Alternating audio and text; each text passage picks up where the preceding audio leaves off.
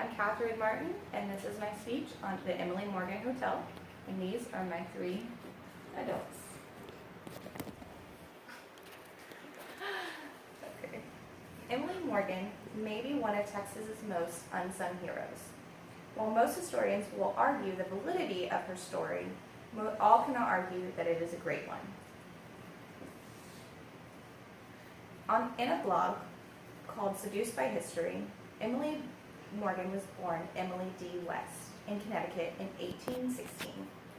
She was said to have been extremely beautiful with long black hair and light brown skin. She was an indentured servant, and she signed a 1-year contract with a hotel noble named James Morgan, which is where she is said to get her last name. It's not known whether or not she changed her last name to Morgan, or that's just what she was known as. She was assigned to Morgan's hotel in Morgan's Point, Texas, called the New Washington Associate Hotel, outside of Houston on the Galveston Bay.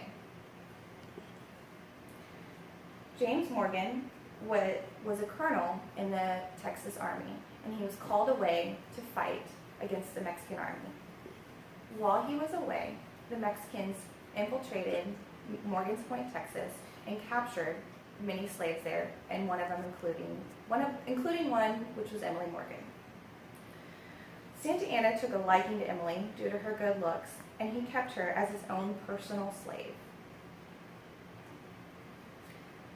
Among the slaves was a man named Turner that Santa Anna used as a spy to spy on the Texas Army and infiltrate and obtain information.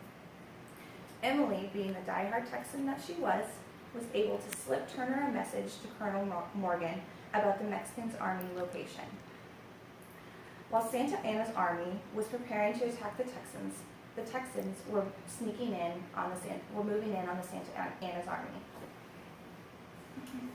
Emily, knowing that they were coming up, that the Texas Army was coming, she began to seduce Santa Anna. And on April 21st, 1836, the Texas Army attacked the Mexican Army. While Santa Anna was in his tent with Emily Morgan, the Texas Army captured him, and many say literally with his pants down around his ankles. The history of Emily Morgan after the war is very unknown. But one thing that is known is her story inspired the song The Yellow Rose of Texas, and she is now known as the Yellow Rose of Texas. And that song was used as a fight song as the Texas Army moved into battle against the Mexican Army and eventually won. In 1984, the Emily Morgan Hotel was remodeled and named after her.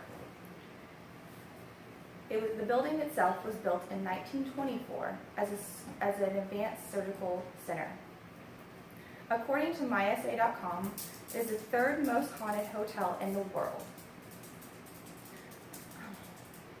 People attribute this to the advanced surgical procedures and medical experiments that they did there, and also their large psychiatric ward that they had there. According to the senior manager at the hotel, Debbie McNabb, people have reported their phones ringing on and off, the TV going on and off, and also seeing a woman dressed in white walking in the hallways.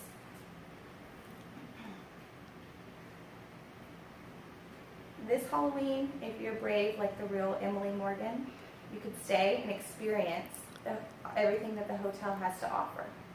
I would suggest staying on the 12th or the 14th floor. The 12th floor is known as the surgical wing, where they did experiments and many people died, and also the 14th floor was where they held the crematorium. And if you visit the hotel, you'll see the large fireplace that they still have there that they used to burn the bodies in. So you never know what you'll experience the next time you go and stay there. Thank you.